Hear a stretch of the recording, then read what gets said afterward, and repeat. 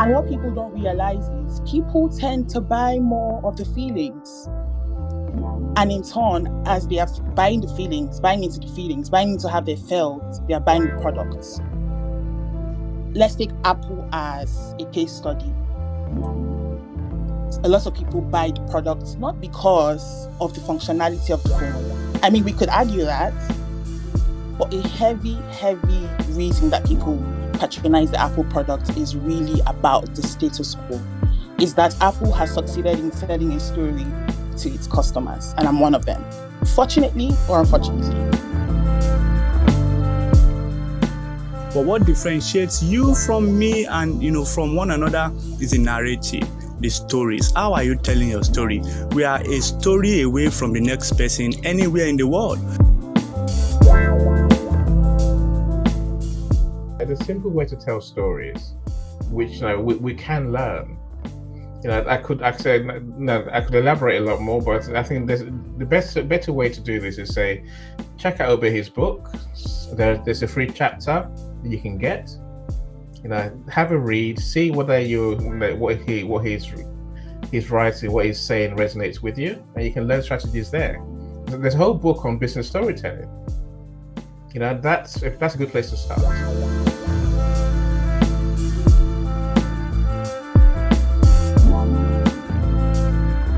Hi, I'm Obehi Ewanfo, the author of the storytelling series for small businesses and content creators. In Obehi Podcast, we talk about the power of your story, your narrative, and why you should own your voice. Whether you are a small business owner, a content entrepreneur, or you simply want to build your influence, storytelling is probably going to be your best instrument to connect with your audience. So join the awakened few who are owning their voices. Now let's get started with today's episode.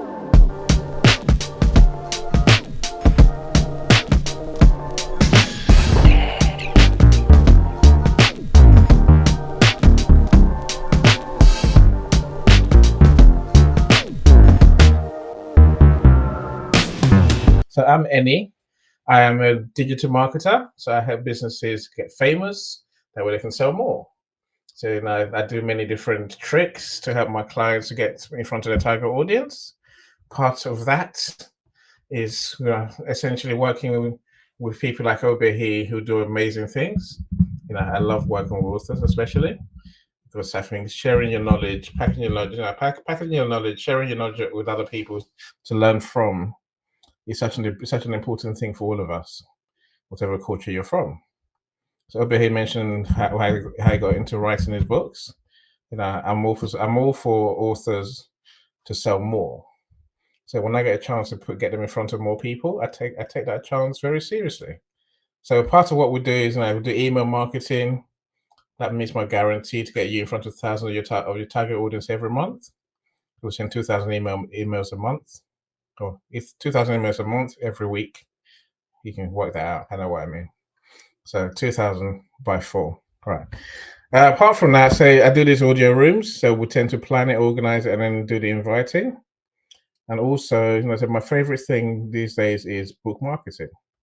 So as I always say, if you want to write a book, don't know where to start, let's have a conversation. I've got a team of writers, editors, publishers who will happily bring your book dreams to life. My part is to help obviously market the book for you. That way you actually sell the book. If you've got a book or it sits on Amazon or a bookshelf somewhere that's not selling, let's have a conversation. I can help you definitely sell those books. So back to our points. Now, Obehi mentioned many very important points about storytelling. So when you look at the difference between personal storytelling and brand storytelling, I'm going to touch on many of them as I try and explain from my point of view as a marketer what we do and how we tell our client stories. Okay, so we know storytelling is for a reason.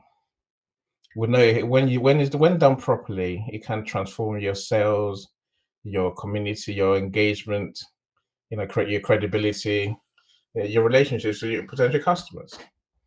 But let's talk about the personal storytelling for a second. So when you tell personal stories to a friend, for example, you are essentially you have an aim, though the aim is never as strategic as the business storytelling is. Let me give you an example. So if you if you go on Facebook, for example, I'm sure you see many stories, you see many posts about different things. The one that everyone knows people love to see is posts about cats, pets, babies, food. People love that stuff on Facebook because Facebook is a personal relationship platform. So, quick show of hands. Do you like, so who likes and engages with pictures of pets and babies and food on Facebook? Give me a thumbs up if you do. Roland does it well. I'm glad Craig does.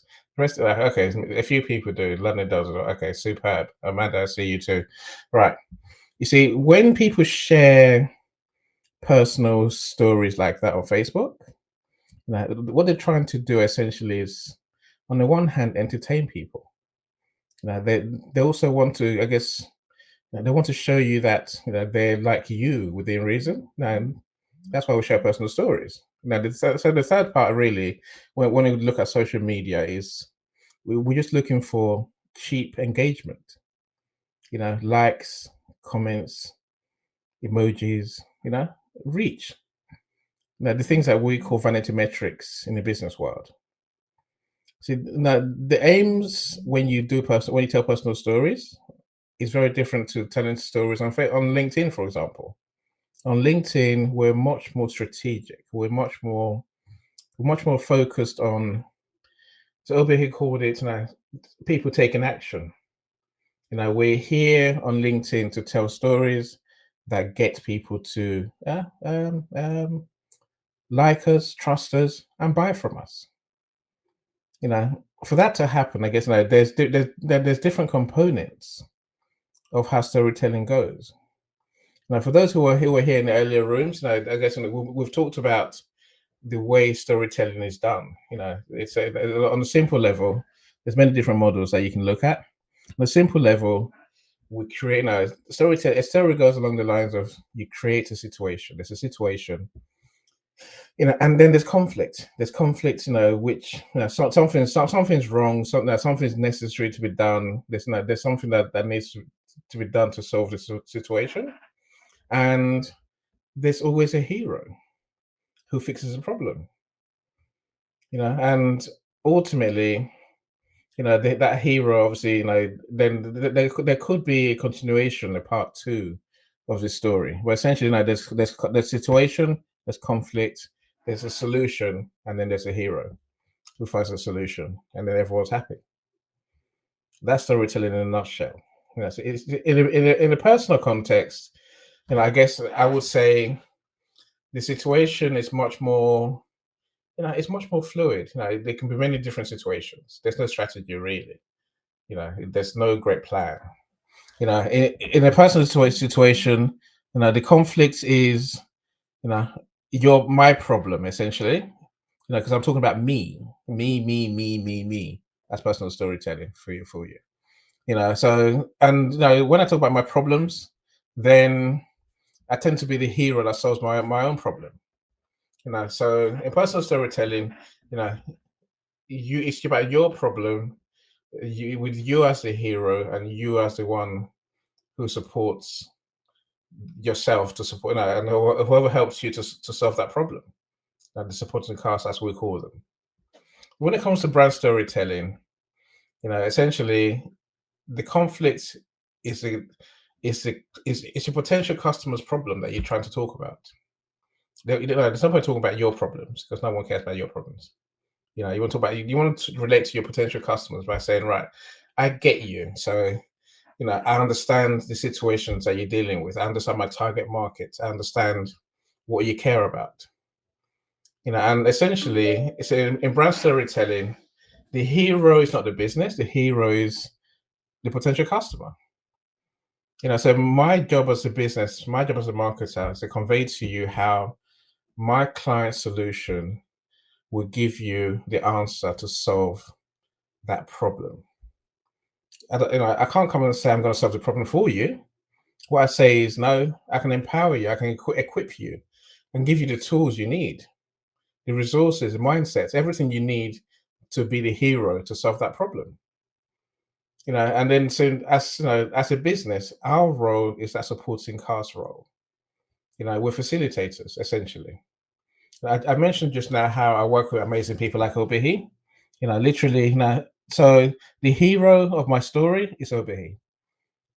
As a business, I'm just a supporting cast.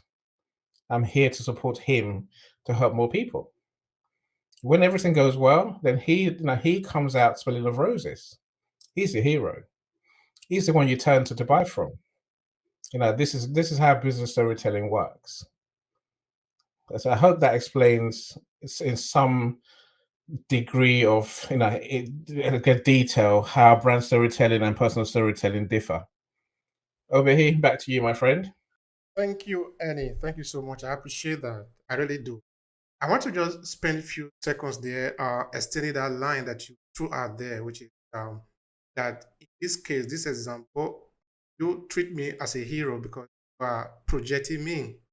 And I want to quickly say that for me too, the hero of my work is not me. It can never be me. They are my audience, the people that I'm serving. To give an example of that, last week, we did an audio room, not this one. In that particular room, we talked about ancestral healing. Then I brought in a guest, a coach in this area. She was the hero of the room, not me, even though I was the one hosting it. And of course, this will later be demonstrated later on when she happily called me. Listen, the room that we did yesterday, I've gotten a client from there contacting me. I was very, very happy because that was my intention. My intention is to bring in people and expose their story to the audience. Their success is my success. If they fail, I am the one that fail. So the hero are always the people who are receiving your communication, the audience. But the communication often they say is at the receiving, not just you doing the blah blah blah blah blah blah blah. No, the communication is the person who is receiving the information that you are transmitting. So I really want to thank you so much for that, Annie. And of course, another thing that we usually attach to that or we must pay attention to when telling story is emotion. And this is whether we are telling personal story or we are telling business story. We must learn how to lace emotion into the story. Otherwise, it will not work. Anyway, now it's time for Hannah, our co-host.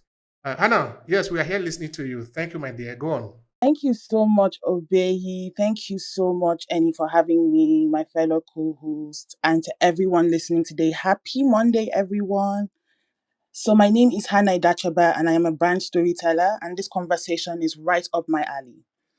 I really love these conversations because it's one thing that I love to talk about. So permit me if I go off the tangent and act like a child in a candy store. It's just from a passionate standpoint. But I wanted to say that for me, the difference between brand styling and personal stories would be that one prioritizes structure and the other, well, not quite. And I'm so glad that Annie has shed some light to that regard when he spoke about the different layers and the breakdown of how to tell a personal story and how to tell a brand story. Most times, when people think about brand storytelling, they don't realize that you need to have a goal. You see, more business owners and businesses somehow appear distant, sometimes even out of touch with reality because they fail to share stories. And that's how important storytelling is in business. Most times, this stems from the branding process, the inability to separate having authority from, sounding robotic. In a bid to be professional, a lot is lost in the process. However, more businesses are really leaning more towards storytelling. And I know this because a number of people reach out to me on a regular basis. And to me, that's proof that people are getting more interested in brand storytelling. So I'm really, really excited about the movement. Major brands infuse a lot of storytelling in their marketing campaigns. Brands like Nike, Apple, even Coca-Cola. You see, they have gotten into a big secret that a lot of us didn't find out until a number of years ago, which is that you can sell the products or you can sell a story. But the difference is when you're selling a story, you're selling a feeling. And what people don't realize is people tend to buy more of the feelings. And in turn, as they are buying the feelings, buying into the feelings, buying into how they felt, they are buying the products. Let's take Apple as a case study. A lot of people buy the products not because of the functionality of the phone. I mean, we could argue that, but a heavy, heavy reason that people patronize the Apple product is really about the status quo. Is that Apple has succeeded in selling a story to its customers, and I'm one of them. Fortunately or unfortunately. I'll also say that there are also, smaller brands that are using storytelling. And I'm going to use my co-host and myself as an example. We are infusing stories in our brand stories. We are telling our stories, we're telling our brand stories every day. Go and have a look at our page and have a feel of how we're able to use storytelling. I would soon yield the mic, but I also want to share sort of like a quick, easy brand storytelling format. So if anyone listening and wondering, how can I go about brand storytelling? I'm going to share just a quick format. You should first begin with where you are. Talk about where you've been, first of all. So how is your journey like? Talk about your journey process.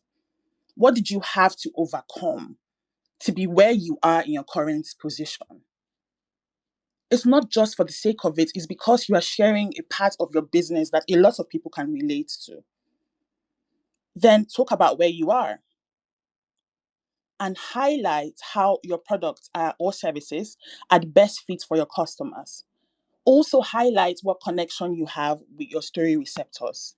Like I said, this is just a quick and easy format. To get a more detailed, in-depth format for brand storytelling, send me a message and I'll be sure to respond after the event. I hope everyone is having a good week so far, and I'm going to yield the mic to my co-host Obehi. Thank you so much for having me once again, and thank you guys for being here. Right. So we get to the most interesting part of the room, which is really the Q&A. Now, of course, I will introduce the Q&A before I allow the people, those who have just joined us, to something. But they're going to, of course, either speak on that or give a reflection. All right. There are three points we are going to be reflecting on in this Q&A. The number one is, what are the type of business story to leverage today? And what are examples out there to learn from? Number two is, how business story is differ from telling your personal story. In that case, we might need some personal example, if any. Number three is the right strategies to adopt business storytelling. Attached to that is, what do you see to work better in your case? All right. Now we go to, I think the first person to join us in the room, Lance Bennett. Please say something either in regard to this Q&A or a reflection that you have for us. All right, thank you, Obehi, for the opportunity. And Annie, man, is a legend here. So anything he's involved in, I try to jump in and get a little taste of that awesomeness spread on me. And Hannah, appreciate the opportunity. Really, this resonates with me. Not just because I'm a character in and of myself. I love to tell stories. I love to hear people's stories. When it comes down to branding and marketing, the origin story. If you guys are familiar with Marvel, the origin story is really kind of the most intriguing. Is how things got started. I call it, whenever I'm working with a client, I say, hey, let's show me your baby pictures. Your business, when it started, when it was birthed. What did it look like? What caused it? What started it? And then, like you were saying, Andy, how everything is tied to emotion. There was an emotional reason that drives people in business. There's emotion that causes people to start businesses. And I think that's super important, and especially what Hannah was saying too, when it comes down to People love to hear a story. So, is this a story of struggle and overcoming? Is this a story of, of overcoming adversity, or even when you're the little guy? So, another case study I just heard yesterday. You talked about Coca-Cola, but a lot of people don't know Pepsi. Realized there was no way that they could compete with Pepsi. I mean, excuse me, with Coca-Cola, and just because of their brand storytelling, and every Christmas they had all these, so their slogan used to be, "Would you prefer Pepsi instead?" Because every time somebody would ask for a Coke and they didn't have it, they would offer Pepsi. So what Pepsi did was, how many people have in the United States have seen the Taco Bell, Pizza Hut, and no, Taco Bell, Domino's, and KFC? So they're all tripled up, or they're all doubled. So what they did was they said, we can't compete, so we're going to buy these three companies, or three franchises, and make them use our products. So they said, we can't compete with you on this way. So because our story has a different turn, we're going to take a different route. And it's been very successful for Pepsi to at least continue to be competitive. Thank you so much for that. That is highly valuable. All right, we welcome all of you that are just joining us. Any, it's like you want to welcome some people too. Please go ahead and do that. Again, right. Let me try and see where my screen just done what it does, which is refresh itself. Gloria, I see you. Olatunji, thank you for joining us. Elton, I see you too. Olalua, Falake, thank you so much for joining us. Carol, how you doing? Right, this is the only one I'm gonna destroy this one. Right, Wilma, I see you. And oh no, someone help me out. Okay, let me open my screen so I can see your name in full. Is it Enobawa? Oh, Enobawa. that's the one. Yeah, Hannah Bauer. Hopefully, we'll pronounce your name properly. If we don't, just raise your hand, come and tell us how to pronounce your name properly, please.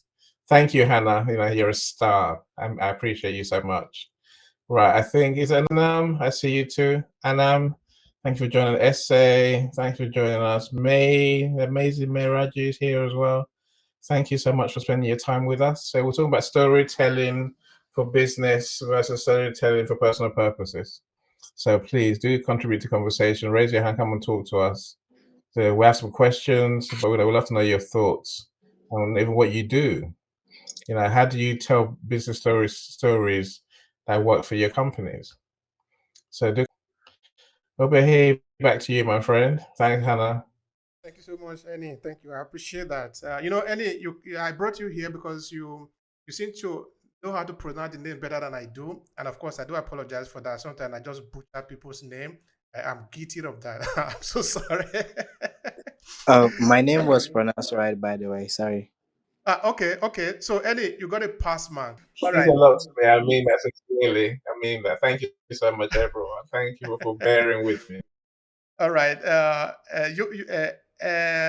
Enobowa, you will speak about your name later. You will talk to us just now. All right. Now is the time for Todd. So please say something about either the Q&A or a reflection of the conversation that we're having today. Please go ahead and do that. Okay.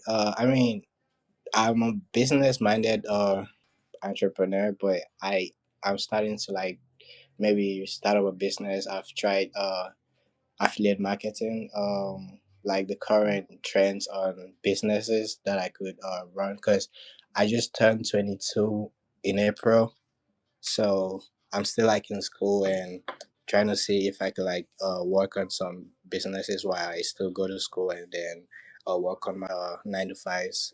So I've tried I have a Shopify online, but it's currently not active. But it's there, so I'm just working on that and then thinking on some other stuff to do. I've attended a few seminars. I don't know if you guys heard about the Aspire Tour. There was an Aspire Tour in Dallas. I attended it with Mr. Wonderful and his partners. They talked about businesses and real estate and stuff. I took some voicemails on there. I mean, that's pretty much what I'm looking at right now, and pretty much just going to school and studying cybersecurity. Thank you very much. I'm just wanted to introduce myself quickly. I'm an American who worked in Hollywood for 30 years, and I now live on the Black Sea in a small fishing town called Sinope. The town is 3,000 years old, and I do a show going around and visiting different ancient sites like the city of Pergamon, Izmir, the old city, and different periods in the Black Sea. I've visited 20 cities there, and I'm in the process of writing a book about ancient food. So this is quite new to me. It's a whole new life for me over here. And I was very happy to find you guys and listen to you, Annie, about what the subject matter. So that is essentially my story right there. Thank you so much for that. That is an incredible story that people should check out. All right, Hannah, are you there? I think you are introducing the next person as we are moving on. Please go ahead and do that.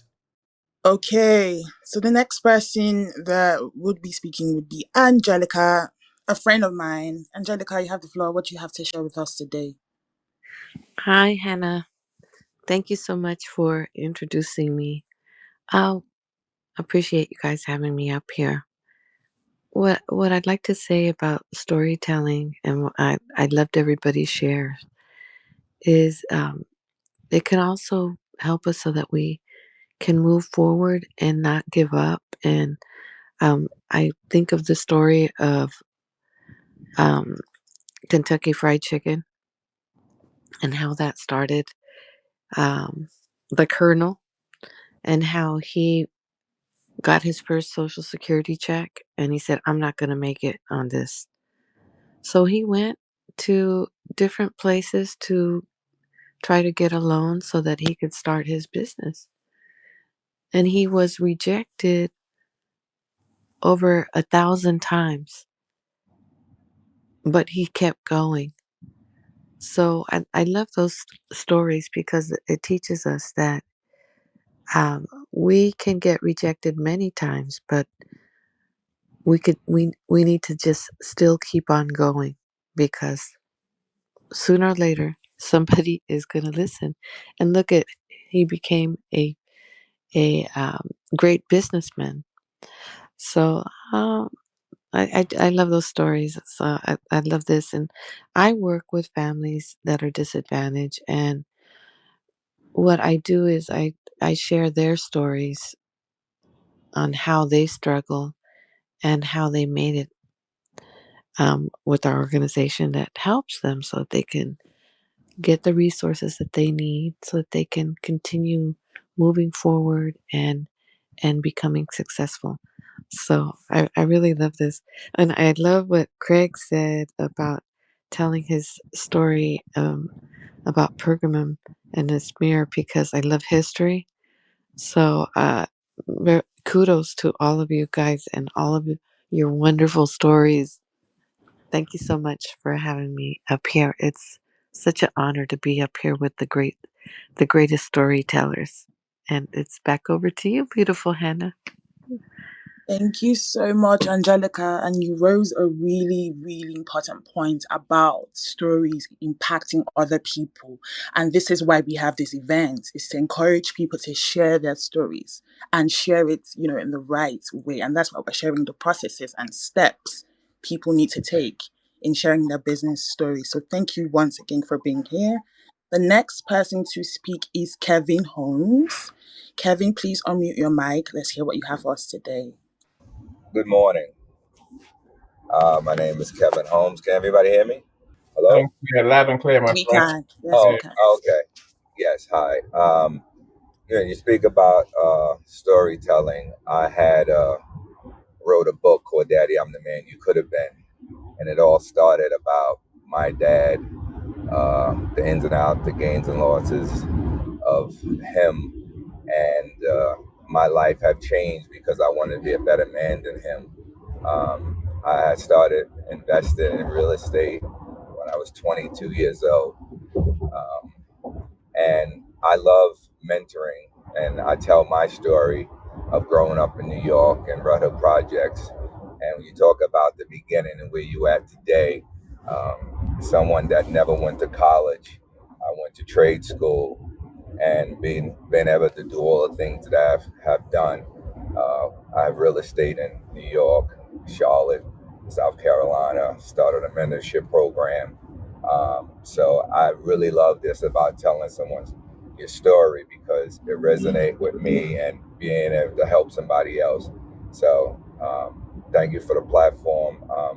And my website is straighttalktoday.com. And what we do is give back. I teach people about real estate, uh, investing, as well as flipping and so on and so forth. So my background is construction. I'm an electrician by trade, and I retired 3 years ago. So one of the things that I tell people, when you have a job, always make your job work for you. Because while I was working for the city, I was investing in real estate. So I was able to retire at a young age. So thank you for the platform. All right, thank you so much for that, Kelvin. We appreciate your sharing. We can I really feel your heart in it as you are sharing that story. That is very important. That is the emotion that we were talking about before. Anyway, for those of you, especially those who are just joining us, the conversation today is around business storytelling, and we're looking at the difference between personal storytelling and business storytelling, and of course, how to use them in your business, how to leverage it maximum benefit for you.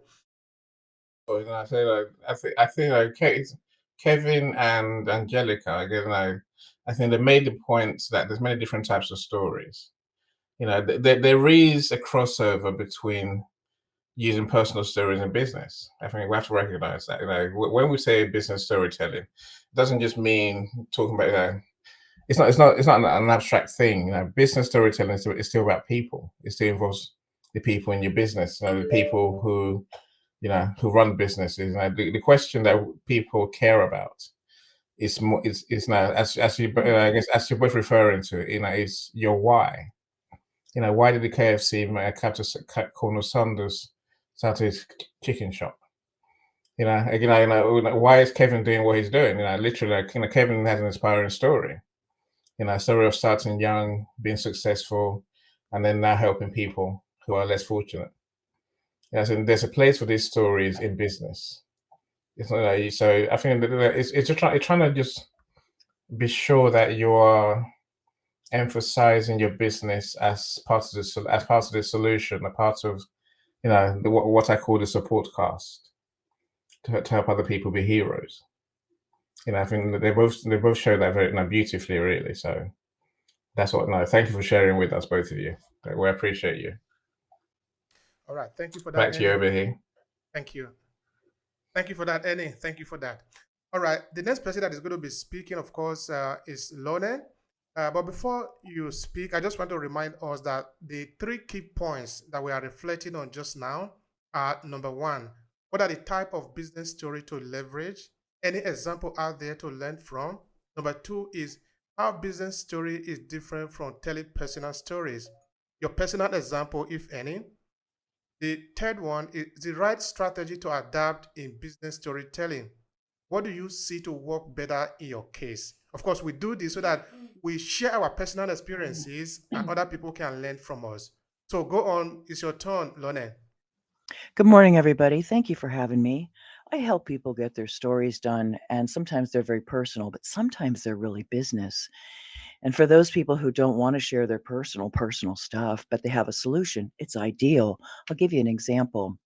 One client came to me with 200 books under his arm. It was a big arm. About the book, the story of the history of solitaire. Yeah, the card game. And he has a website, and he was wanting to launch software for this gaming website, LasVegasSolitaire.com. And he wasn't sure how to present the material because it was very academic. It would have read like a gigantic bibliography. And so the reason I wanted to have a moment here was to share with you guys, those of you who have more of a solutions-driven book or service, what have you. Your book will be solutions driven or informational. You can still insert yourself. And so what I did was I explored his why. Of course, he had the website, but also, excuse me, what compelled this man to want to share this mystery? There's actually a mystery behind the name and the game of solitaire. And so as his ghostwriter, I delved into what that might be and created a really wonderful nonfiction read for him that inserted him here and there with his why, but a lot of it was focused on what the avatar cared about, the game, the name, the history, those kind of things. I know I keep saying history, but history can be kind of dull unless someone can really zhuzh it up and make it colorful, make it come to life. And I presented it as the mystery that it was.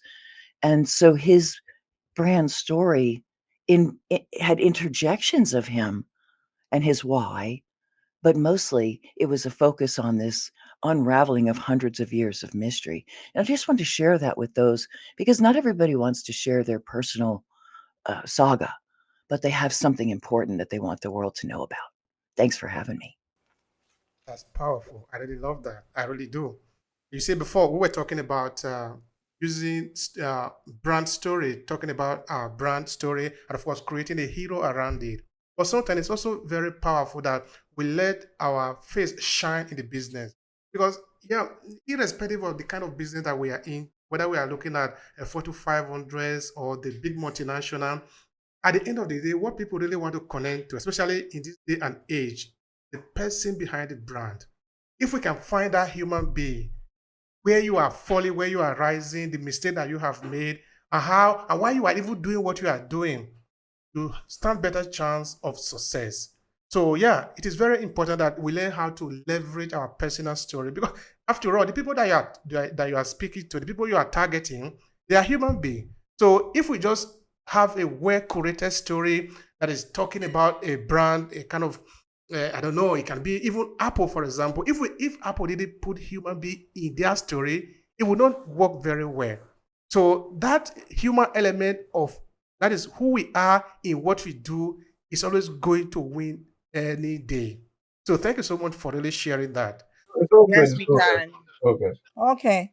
I like today because there's a crossover between the personal story and your business story. I believe personally that your personal story becomes a business story when the end result include other persons, service to other persons. So your personal story starts off as a personal story. It becomes a business story, in my view, because everybody's personal story can become a business story if it serves its end result is to serve other people. So your story, Host, to you me, are muted. personal or business, has a signature rhythm that in my mind is very important.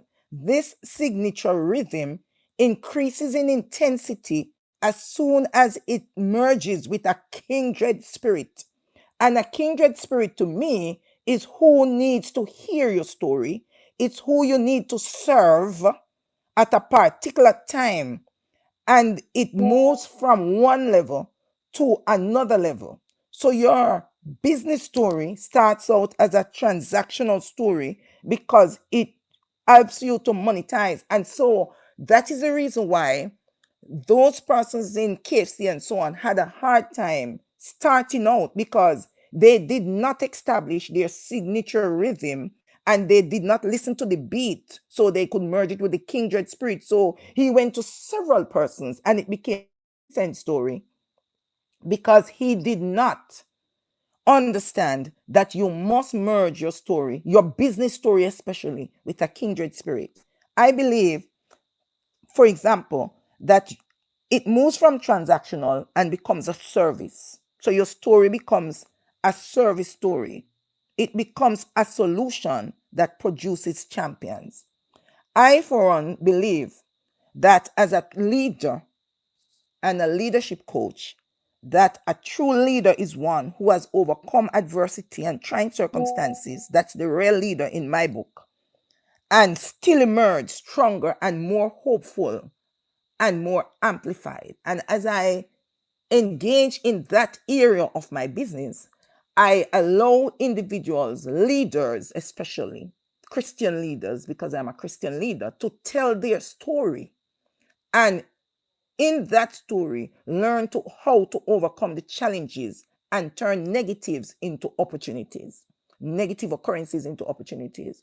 Because as a leader, your levels of success is more attached or aligned to your signature rhythm, which is your significance. Wonderful, wonderful contribution, Dr. Masia. And I gotta say, I love the crossover, especially when you spoke about personal stories being able to be business stories. So at the end of the day, it's who you are that you're putting on the forefront and saying to people, this is who I am and this is why I'm doing what I'm doing. So that was such an interesting, powerful take. The next person that would speak to us today is Carol Pike. Hi, Carol. What do you have to say to us today? Hi. Yeah. Thank you for allowing me to speak here. I just want to add another dimension to the whole storytelling.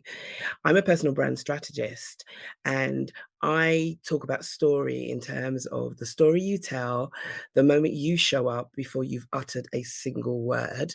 And that story begins with the story you tell yourself. And thank you, Dr. Marcia, for that, because it is all about you. So it can be all about the people that you're here to serve. And I've got a concept called Sparkle. And Sparkle is to know who you are, understand the value you bring to the table, and then show up unapologetically on purpose. So if you are telling yourself the story that you are a winner, that you have something to bring to the table that will make a difference in other people's lives, how you show up unapologetically. There is no such thing as imposter syndrome, and you're not comparing yourself to other people. So the storytelling is, yes, it is the written word. It is what it is that we speak, but it's also how you show up, because you cannot show up as a winner if the story you are telling yourself is, I can't do that, or I'm not like somebody else, or, oh, I could never do it that way. You can never show up in the way that you want to consistently. So I want us, when we think about story, because the words that you write are coming from your heart. We need to be driven from that place to tell the stories that we tell, because it's all about connecting and engaging with people. And I can say to you that actually I'm the most sophisticated 4-year-old you'll ever meet, because I had a second stroke in 2019. I'm living with retrograde amnesia. My consciousness of the world is only 4 years old. And that's challenging, but it brings a whole new dimension and perspective to everything. So I'm using my adversities to tell a greater story. And it's that whole thing of understanding you and showing up as you, because there's a U-shaped hole that's waiting for you to show up and tell your story. Oh, sorry. I think Annie wanted to make a comment on this because this is really very valuable. I truly love that, Carol. Thank you so much for coming for joining our room. I've tried to invite you so many times. I'm glad you came eventually. I mean that sincerely. I think your point in that authenticity is crucial in any types of story you're going to tell, whether it's personal or business, but especially in business. People have to they have to believe you. You have to it has to come from the heart, like you said. You have to be genuine. We can't just make up stories. We literally, if you don't feel it, no one's going to feel it either. I think someone mentioned right at the beginning. So we have to feel the stories that we tell. I think it's an important lesson. I'm not saying the big brands get it right necessarily. Kind of mentioned Apple earlier. I've got a Mac. Once you have one, you're a believer, right? Yeah. So I think we're convinced that we fall into the idea, the narrative that we're part of an exclusive group of high achievers. But I think for small businesses, we have to be genuine. Are we really going to create a community of successful people? But if someone buys food from my shop, really? There's a story we have to tell, but it must resonate. It must be genuinely from our heart, and something that we've genuinely been through. Like you said, how we show up, it matters when we tell the story. Please, do you want to add to it? I think the thing that we I also was just gonna say, like, powerful story, Carol. I really, really love the stories that we're getting today. It's making me all giddy because there's such powerful stories, and I just find it a privilege to be here listening to all of these wonderful stories. But I also wanted to say that you rose a really, really valid point about how we portray ourselves and what we write about ourselves and what we say about ourselves. And it ties in line with what I say to clients a lot of the time is how you portray yourself is how people perceive you in the end. So the ability to stay vulnerable and yet show strength is such a thin line, but it's such a skill that is necessary in business because in as much as you want to show your journey and you want to also appear as vulnerable, there's also the importance of portraying yourself as capable. Because how can I trust you as a client, as a customer, if I don't feel like you can handle my services or, you could help me out? So that's such a valid point about how we portray ourselves, the words that we use on ourselves, how we write it, how we say it. All of this is really important. I just wanted to add that. I think the other thing to just remember is that people buy from people. It doesn't actually, when we talk about AI and all of those elements, it's a people element. If you think about all of the big brands, how it is we give them human characteristics. So that whole remembering that actually people are buying you before they buy anything else. Such a big point, Carol. Really, it's if you say people buy from people, and I love how you left it at the end. That they're buying you. People buy people essentially. They're buying from you because of you. They're buying you, your credibility, your authority, your image, how you show up, who you are, where you've been. I think that's so important in what we do as businesses. I get clients who just want to, they want to post product pics all day. I'm like, no, let's tell some stories. Let's show who you are. Let's show something about you. It's a struggle half the time, but it can be done. It's what we should be doing. It's what resonates. It's what sells. That's what we're here for ultimately. Just to remind everyone, storytelling is about selling. We want them to actually go and connect with us, relate to us, buy from us. That's when storytelling really works. Before I give the mic back to Obehi or Hannah, let me do a few more mentions. I love to mention people as we go. William, I see you. David, Essan, I see you too, my friend. Emily, I see you. Thank you so much for joining us. Shubra, thanks for being here. The amazing Ruth. Ruth, how are you doing?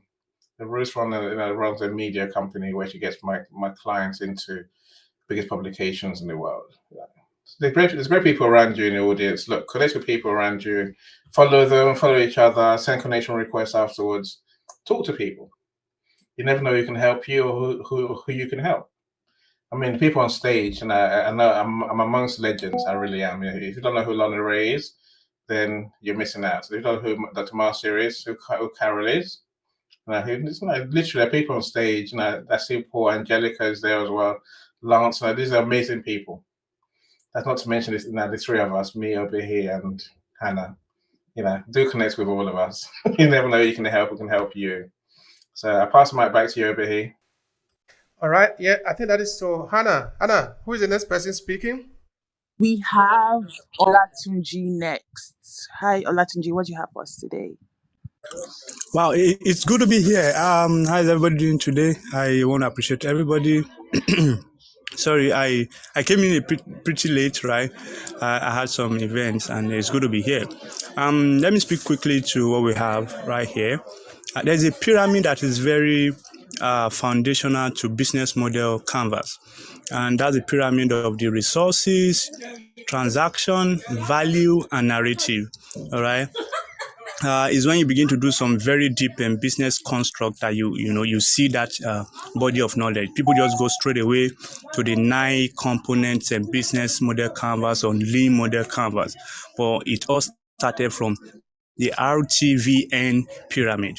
All right, and the R is resources, the T is transaction, the V is value, and the N is the narrative. You see, until the narrative is there, your resources does not make sense. No matter the transaction strategy, you're not making sense. No matter the value you are bringing, you're not making sense because you are amongst human. You are selling to human. Have you heard before that people don't remember what you say or whatever it is about you, but how you make them feel? How you make them feel is embedded in your story. How you make them feel is embedded in your narratives. All right. It's very interesting to know today that it's becoming more competitive, that we have outstanding resources that can give us the best value when they are properly transacted. But what differentiates you from me and from one another is the narrative, the stories. How are you telling your story? We are a story away from the next person anywhere in the world. But what story are you telling? How are you telling the story?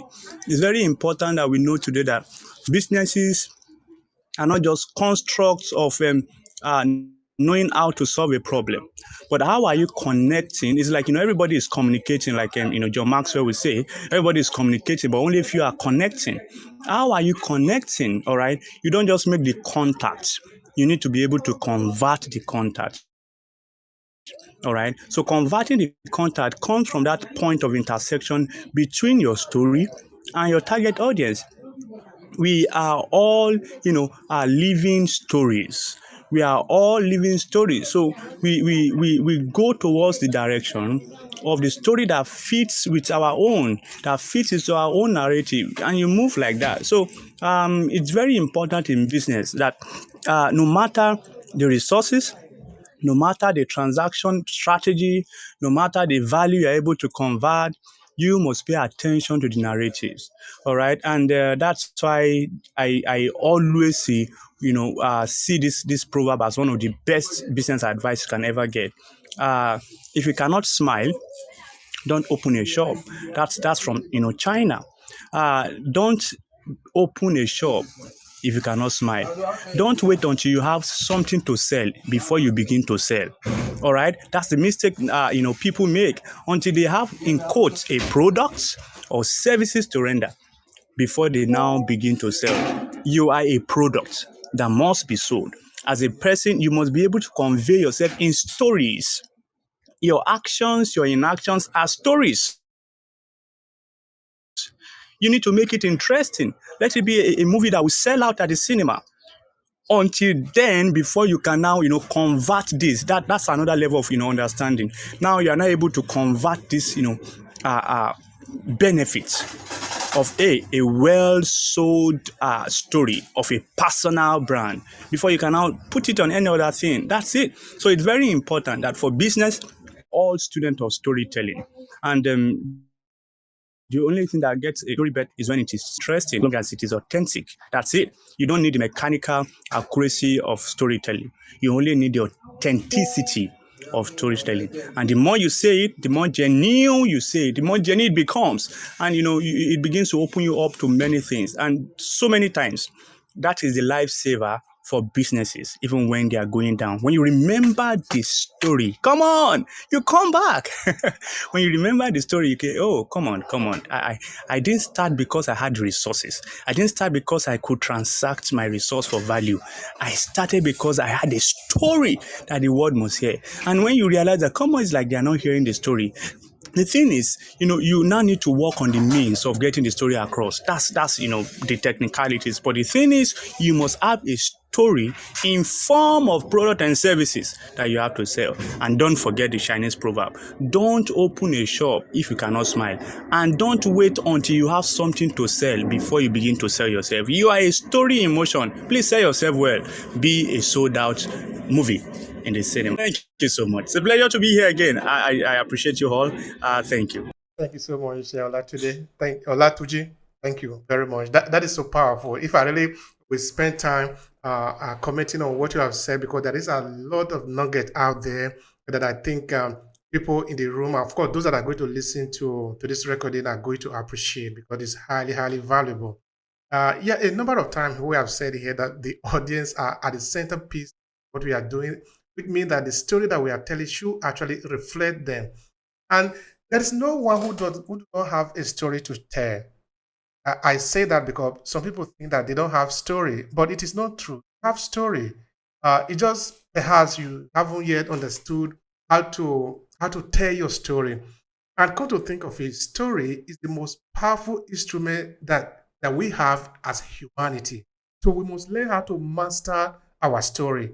It is needed in everything that we do, in business, in personal life, in our relationship, in our work, in the military, in psychology, in philosophy, anything at all that relate to a human being dealing with other human being, storytelling is at the center of it.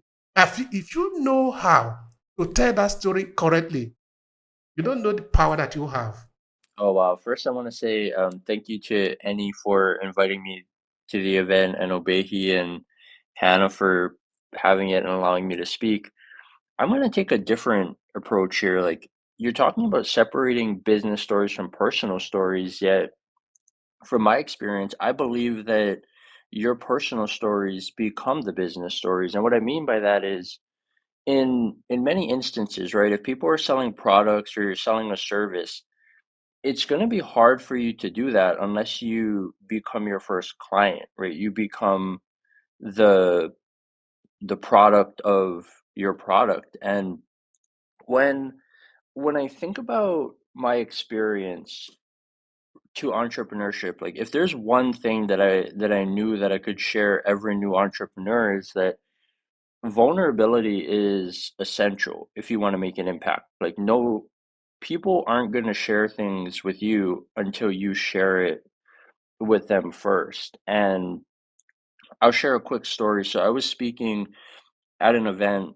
about money, and I've been the youngest person in over 95% of professional rooms that I've been in. And I was in this room and I could kind of tell just by reading it and what was going on that the conversation was going downhill. And then once I shared the story about how the reason why I got into finance was because I supported my family financially in Hawaii since I was 17 years old, it changed the whole conversation because through your experiences, when people can see that you've been where they've been, it shows that you can show them how to overcome what they're trying to overcome. And I do believe that in many instances, your personal story will become someone else's survival guide that you can use in business to scale and make an impact. So that's what I would say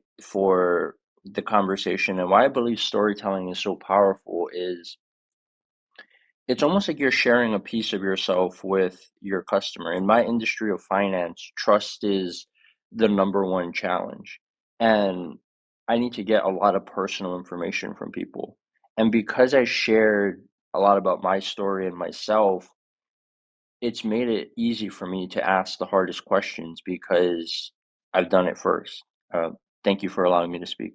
Thank you so much for that, Paul. Thank you. We appreciate that. Now, the 3 point that we actually listed for conversation, I think we didn't do enough justice with number 3, strategy to adapt storytelling. I don't know if Hannah want to say anything about that. Sure. Thank you for, having me here once again. I wanted to highlight something that I believe is such an important part of storytelling. And yes, we could call it a strategy for the sake of this conversation. And that is consistency. Because I believe that we've dwelt a lot on the importance of storytelling and how to tell the story. If you are not consistent in the stories that you're putting out, the impact would be little or none. And so, in whatever that we're doing in regards to storytelling, it's important for us to have a consistent approach towards it and let these stories be the same. Because I've also seen a lot of the time where people have contradictory stories about themselves. And what that does is people can see that. I can immediately tell, it looks a bit sauce just to sound but the point is be consistent in how you say your story and the output of your stories. So if you're going to be putting out your story, let's say for instance every once a week, if you have like a very active brand, or across your social media pages, the more that you put it out there, the more that people remember it. Because, guys, the most important factor in all of this is memorability. If people cannot remember your story, then the mission is lost. Then the goal is lost. So I just wanted to add that as a strategy. So in whatever that you're doing, just make your story consistent. Thank you so much, everyone that's shared so far. So I appreciate Paul's points, and also Olatunji's point, which I think relates to what Hannah's saying. Before I give you my thoughts on that, Fadila, I see you. I saw a couple more people. Asna Mariam, I see you too. Thanks for joining us. Whether you join us beginning of our session or at the end, I appreciate you the same way every time. Right. So how do you tell a story? Strategies to use. I think we've mentioned it in parts. Kara mentioned it in very big parts. I think it's about being authentic. Telling true stories, which link to Hannah's point about being consistent. This is brand storytelling. It's branding. It's what you're remembered for. There's nothing worse than people seeing you in one place as one thing and someone else, they will see you again, you're saying something else. Even these audio rooms, for example. People ask me, how do you do so many rooms? I tell them, no, it's not a secret. I've got a point of view, right? Same as Paul, same as Angelica, same as Hannah, same as you over here, same as Lonnie, right? We have a point of view. Wherever you see us, we'll say the same thing. We'll say the same things wherever we are. That's consistency. That's being authentic. That's being your true self. You can't change your point of view based on where you are. Let's go back to where do we start from? Look, Olatunji mentioned this. He sang this song beautifully. What do your customers care about? What do your target market want to know? What's their problem? What's their pain point that you can solve? Start there. I'm sure Colonel Sanders knows that everyone wants chicken. Wants fried chicken. What's the problem that you solve like that? What's the problem that your audience really struggle with? Once you know that, so you can create, from there, you have a circumstance already. Then you can create a conflict. What do they struggle to fix that problem? That's step 2. Step 3 is, how do you solve that problem for them? And how do you enable them to solve that problem? To eat more chicken, in other words. If you carry on with my example. And then it's by moving yourself out of the situation and painting your clients as the hero, the one who ultimately wins the game, the one who gets the cream, so to speak. The hero of our story. And then you're then just seen as a conduit to that success. The salt and pepper to the meal, so to speak. So there's simple way to tell stories, which we can learn. I could elaborate a lot more, but I think there's the better way to do this is say, check out Obehi's book. There's a free chapter that you can get. Have a read, see what he's writing, what he's saying resonates with you, and you can learn strategies there. There's a whole book on business storytelling. That's a good place to start. It gives you some ideas, some topics, some prompts to write your own story. So it covers everything we talked about so far. Be authentic, be consistent, be honest. And above, I said last what I'll say is have a call to action. What do I do? I've heard your story. What do I do next? I see so many people who tell stories, and I think, now what? Now what? What do I do now? But so a call to action is so important. You haven't given them something. What do they do next? Do they click here? Do they call you? Do they DM you? What do they do? Go to your website. Do something. Do not. If you give them nothing, if you don't tell them what to do next, they will do nothing. Don't be surprised by that, because you didn't tell them what to do. So that's how people respond. Before I get the mic back to you over here, I want to mention Deborah. Thanks for joining us, Deborah. I truly appreciate you. I know we just spoke on DM, so I'm glad you're here. So Oludayo, great to have you here. I know you got your room tomorrow. So the abundance queen. I like that. Now, Rick, thanks for joining us, my friend. So, like, great to have so many people, lovely people, amongst us. Do connect with people around you. Our time is going, so let's connect now before you miss your chance. I hope that's a good addition over here. Mike's back to you. Absolutely, absolutely. Yeah, we usually say 1 hour, but we do more than 1 hour because we just cannot ignore the relevance of what people are sharing here. And of course, we are here just at servant to the people. We are here for the service. So if the story is interesting, what we are hearing, we just cannot close it like that. But of course, time is going. We also cannot hold the time forever. So yeah, we are moving towards the end of it just now. Yes, I also want to remind us, like anyone say, that yes, the book is available on Amazon. There are 5 of them. This is what I've gathered for over 10 years of interviewing different people from here in Italy, where I live, Canada, UK, United States, talking to different experts, people in businesses, professors at university, linguistic expert, all of them, including those universities in Africa, have been gathering this information for over 10 years. So what I've put together, what I've learned, I put it together for other people to learn from. This is how this 5-part book series actually came about. And of course, when I wrote it in the initial, I wanted to write just one book. Only that putting the information together, I don't want to overbore people with over 1,000 pages of book to read. And because, yes, it might sound like, why not just write like a 200 pages book?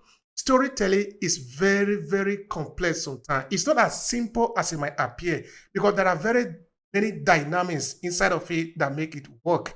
So I needed to explain it. We really need to understand it in detail, like just breaking it down in a very simple way with a lot of illustration, tips, and strategies on how to approach it.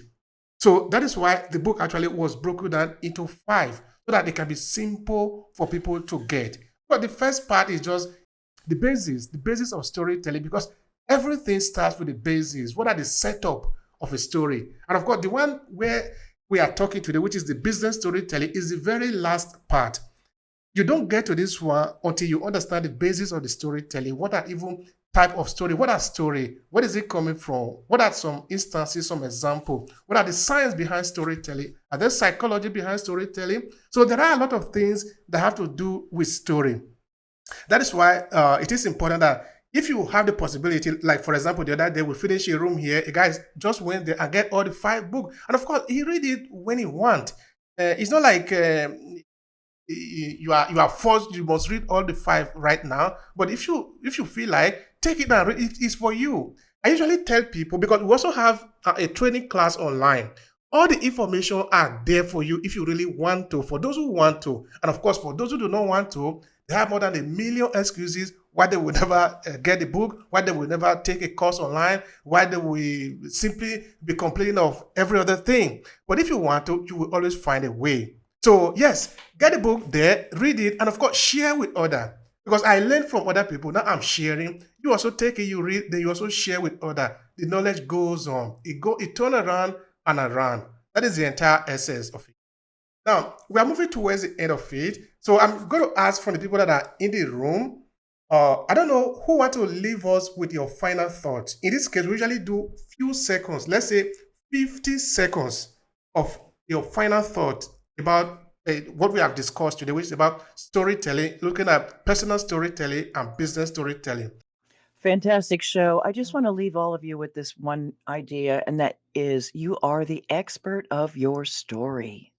So go for it. Get some help writing it and get out there, because people really are waiting for you. Thank you so much for that. That is very brief and concise, straight to the point. It's very, very clear. Thank you for that. All right, Angelica, we want to hear from you. What is your 50 seconds conclusion of this conversation?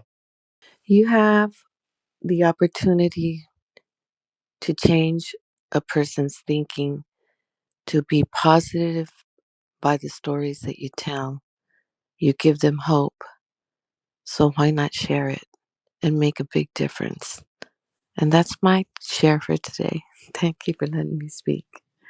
Sorry. Yes. What I like to say is, when God has blessed you to be a blessing to somebody else and you understand your assignment, you have no choice but to share. And I know God has blessed me to be a blessing to share information. And that's what I do. And that's your duty to do. Thank you. Well, as a principal and an educator, I think storytelling is another way we instill the next generation with knowledge and understanding of how to live in this world. So I just want to leave everyone with that. Storytelling is not just for business, not just for life, but it's also for growth. So make sure that we continue to grow and always keep that inner child. I loved when she said, 4 years old. So let's keep that inner child. Let's go at it, guys. Thank you so much, Lance. The next person to speak is Paul. You have 50 seconds. Thank you.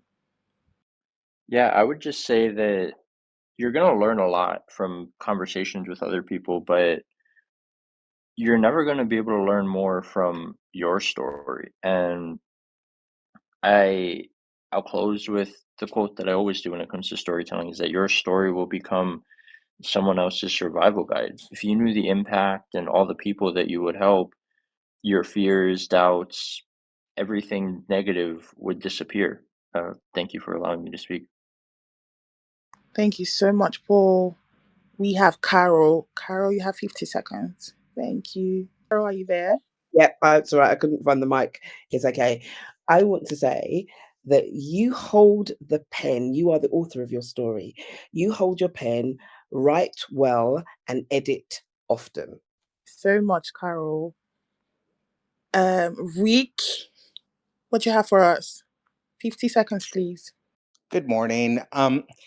As a leader, I operate off of an acronym of LEAD.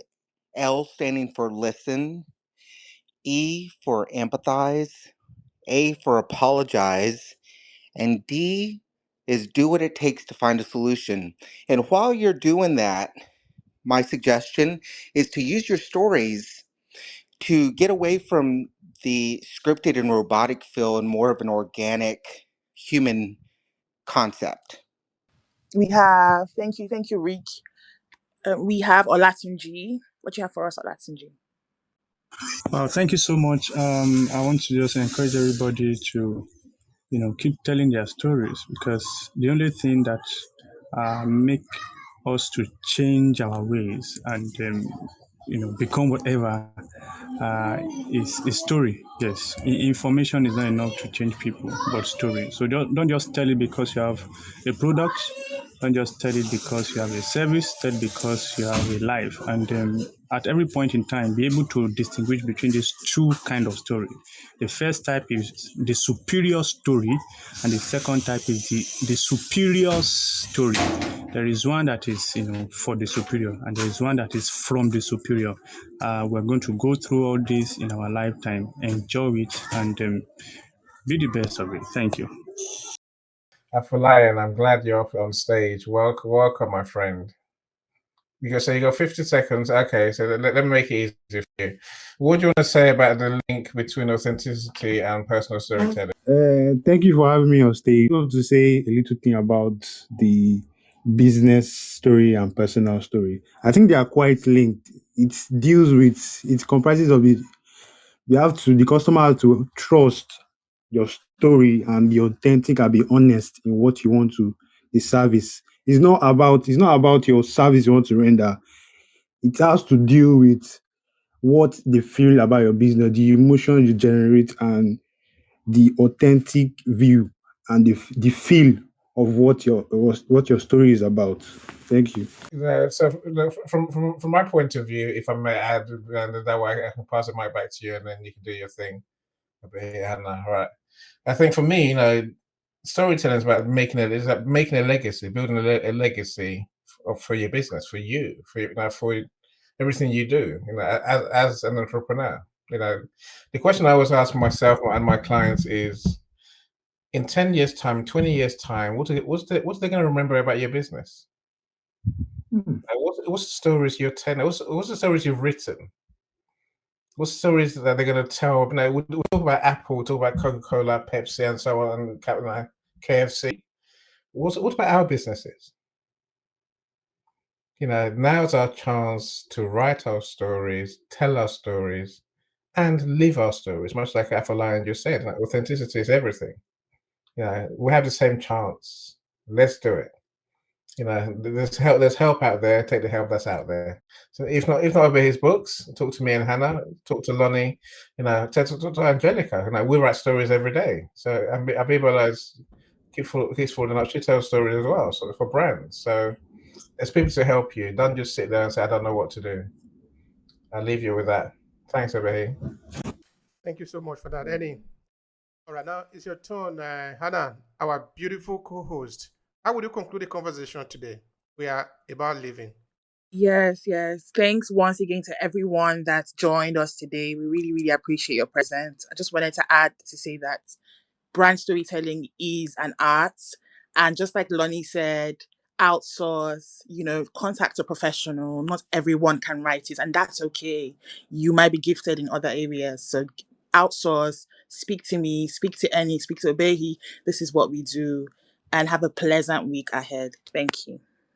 Thank you so much for that, Hannah. I thank you, all of you that have participated in this audio live event. It has been a pleasure on my part listening to you. I am a listener, and I am just here to listen to the different story that you are sharing and the strategy so that I can also share with other people. That is the essence of it. We are here to learn from each other. Nobody knows it all. It doesn't exist. We are all here to learn. So we have the privilege of learning from you today. Please come around next time. We are here every 2 weeks. Next week, we are going to be talking again about storytelling. We are going to pick another topic that is important for us where we can again learn from ourselves. So join us that time again to learn something about storytelling. If you want to consider getting a copy of the book, it will really be a pleasure to hear that and to listen to what you have to say after you have read the book. We really do appreciate that. So it has been a pleasure here on my part. At the count of 3, we'll be leaving this room. If you enjoy this podcast, please subscribe so you never miss any of our future episodes. Rate and review Obehi Podcast and share with your friends who might need it. Thank you so much for listening, and talk to you in the next episode.